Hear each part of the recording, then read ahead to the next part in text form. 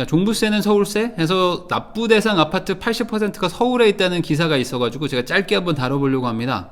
이게 뭐 간단한 얘기인데 뭐냐면 종부세라는 게 비싼 주택을 가지고 있는 사람들을 대상으로 부과하는 일종의 부자세인데, 이 부자세의 기준이 이미 15년 전 거예요. 그러니까 15년 전에는 정말 부자들을 대상으로 1%만 부과할 거니까 다른 99%의 사람들은 해당이 안 됩니다 라고 해서 크게 어떤 뭐 반발 없이 소수의 뭐 반발만 있으면서 이렇게 생겨난 세금인데, 그게 15년 동안 그 기준 자체가 바뀌지 않고 최근에 한 3년간은 종부세율 자체를 급등시키면서 이제는 대상자도 많아지고 대상자들한테 부과되는 세금도 엄청나게 많아진다는 얘기입니다. 그런데 아무래도 서울의 아파트 가격이 많이 급등하다 보니까 이 부자세가 어느 순간 서울세가 됐고 부자세가 중산층세가 됐다는 얘기입니다. 자, 이게 보면은 이제 전국 아파트 물량 자료 중에 공시가가 9억이 넘으면 1주택자들도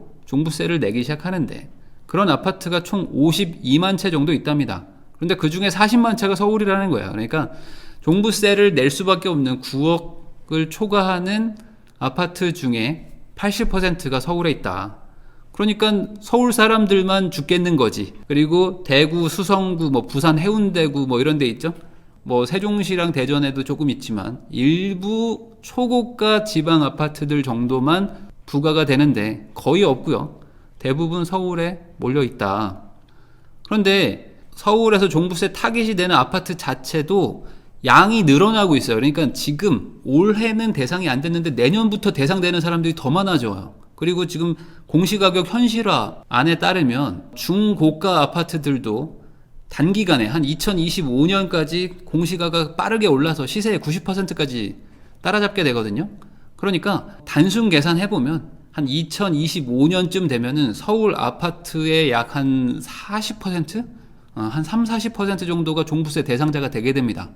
그런데 거기에 뭐 빌라 한 채 더 가지고 있다거나 수도권에 아파트를 하나 더 가지고 있어가지고 2주택자가 된다. 그러면은 종부세가 훨씬 급등하게 되는 거예요. 요율 자체가 거의 2배 이상 뛰거든요. 그러니까 아직 시작도 안 한 거다. 어찌 보면 더 많이 늘어난다는 게 문제인 거죠. 그런데 지금 늘어난 것만도 전년 대비 12만 채가 늘어났어요. 그러니까 대상 자체도 50%가 증가한 거야. 그러니까 내년엔 더 늘어나겠죠. 지금 40만 채인데 내년에는 여기서 더 늘어나니까 뭐 50만 채, 60만 채로 늘어난다는 거죠. 공시가격이 점점 시세로 현실화가 되니까.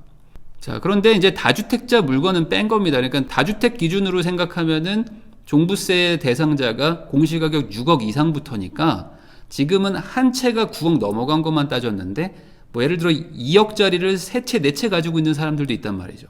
뭐 3억짜리를 3채 가지고 있는 사람도 있고 5억짜리 2채 가지고 있는 사람도 있단 말이죠. 이런 사람들은 그 부과 기준 자체도 내려가지만 세율이 2배로 뜁니다. 거의 2배에서 3배로 뛰어요. 그러니까 이렇게 계속 가면은 서울 사람들 입장에서는 엄청나게 부담이 될 수밖에 없다는 거죠. 그래서 지금 서울 사람들이 정부 정책의 가장 관심 분야가 부동산인 겁니다. 정확하게는 세금과 집값. 이걸 어떻게 할 것이냐로 모든 지금 뭐 포커스가 다 거기 꽂혀 있는 거예요.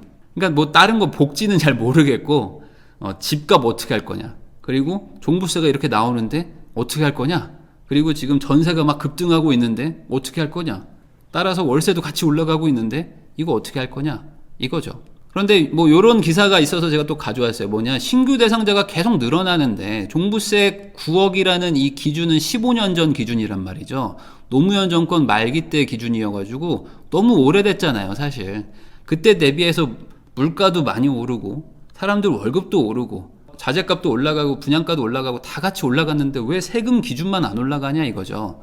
그래서 사람들이 이걸 올려주세요 하는데 안 올라갑니다.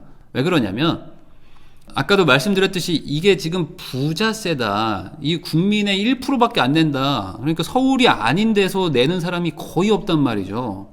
그러니까 전국으로 따지면은 종부세는 남의 나라 얘기가 되는 거예요. 강 건너 불구경밖에 될 수가 없는 거고, 그리고 지금 늘어났다고 쳐도 서울에서만 늘어났기 때문에 전국으로 따지면은 한 3.7%, 4% 수준이라는 겁니다. 그러니까 여전히 100명 중에 96명은 종부세랑은 상관없는 삶을 살기 때문에 이거는 크게 뭐 와닿지가 않는 거죠. 그리고 서울에도 거의 절반 정도가 아파트가 아닙니다. 물론 단독주택 같은 뭐 초대형 부지들을 가지고 있는 뭐 성북동에 있는 대저택 같은 것들은 종부세가 뭐 엄청 나오지만 그분들이야 어차피 뭐 그 정도는 낼 수 있다고 생각하고 워낙 소수니까 뭐 사람들이 다 무시하고 있잖아요. 그러면 대다수를 차지하고 있는 뭐 오피스텔, 뭐 빌라, 뭐 이런 거 있죠. 다가구. 이런 데 사는 분들 입장에서는 세입자분들도 많지만 그거 하나 가지고 있는다고 해서 어차피 종부세가 나오진 않으니까 야 인구 100명 중에 4명밖에 세금 안 내는데 뭐가 문제냐?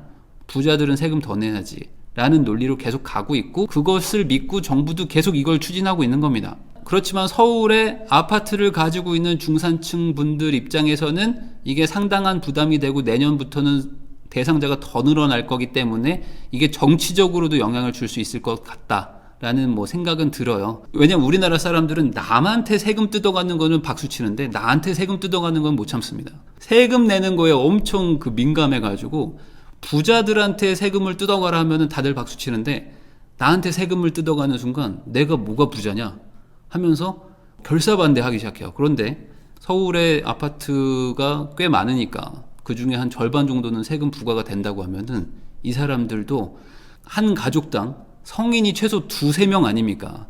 표로 치면 꽤 많으니까 국회의원들 숫자도 서울이 제일 많으니까 야, 이거 나중에 정치적으로 문제가 될 수도 있다. 뭐 이런 생각들을 지금 여야 둘 다 하고는 있죠. 그런데 저는 이제 원론적인 얘기를 하고 싶은 게 뭐냐면 이게 처음 시작이 부자세였어요. 부자세.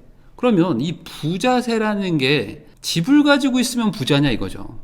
여러분들도 한번 잘 생각해 보셔야 돼요. 이게 부자한테 세금을 걷어라 라는 거는 뭐 충분히 이건 조세 정책으로 할 수 있는 건데 최근에는 이제 주식이나 뭐 비트코인 뭐 이런 것들을 통해서 현금을 많이 가지고 있는 분도 많고 뭐 현금성 자산들 뭐 순식간에 현금화 할 수 있는 금융자산들을 가지고 있는 분들도 꽤 많아요.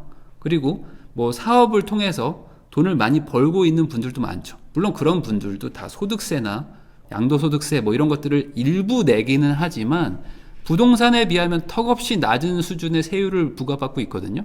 그러니까 내가 만약에 10억짜리 아파트를 가지고 있어서 종부세를 내기 시작하는데 거기 사는 세입자는 나보다 더 부자인 가능성도 많단 말이죠. 그런데 그 사람은 전세를 살고 있고 그리고 그 사람은 주식을 가지고 있고 그리고 그 사람은 사업을 운영하고 있고 그리고 그 사람은 비트코인을 가지고 있으면 실제로 나보다 더 부자인데 세금은 내가 계속 내고 있고 종부세 내고 막 계속 나는 막 계속 막 주머니에서 돈이 막 나가.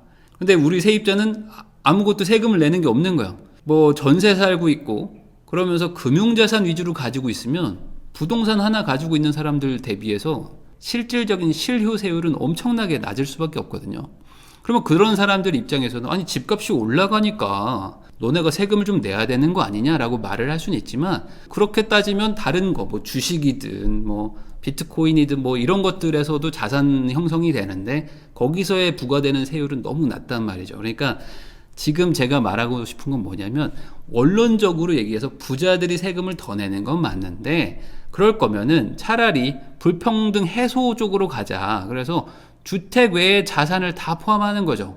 예를 들어 그래서 내가 가지고 있는 뭐 현금성 자산이 얼마고 뭐 전세금도 당연히 포함되겠죠. 그리고 이제 부동산 자산들 같은 걸 다 합쳤을 때 얼마니까 거기서 뭐 일부 얼마를 내라 뭐 이렇게 하면은 뭐 이해를 할 수 있는데 그게 아니고 그냥 집을 가지고 있으면 세금을 많이 내라는 거야. 집 말고 다른 거 가지고 있으면 상관없고. 그러니까 이렇게 가게 되면은 필연적으로 집을 가지고 있는 사람들은 세금 부담이 되니까 어떻게 하느냐? 이거를 세입자한테 전가하려고 할 수밖에 없는 것이고 이게 이제 조세 전가 현상이 일어나게 되는 건데 그게 지금까지 계속 일어나고 있는 거고 앞으로 더 올라간다고 하니까 이게 조금 더 가속화가 되겠죠. 그러니까 이게 누구를 위한 것이냐? 세금을 많이 부과하면은 집값이 내려가냐? 한계치까지는 안 내려갑니다. 임대인들이 버틸 수 있을 만큼까지는 버티거든요. 세금이 높다고 해서 파는 사람은 소수다. 왜냐면 이 집이라는 건 필수제니까. 그렇게 되면은 어떻게든 버티고 있는 거를 어떻게든 세입자한테 전가시킵니다. 그러면 세입자들은 또 그걸 어떻게든 내주면서 또 거기서 버티면서 살아요.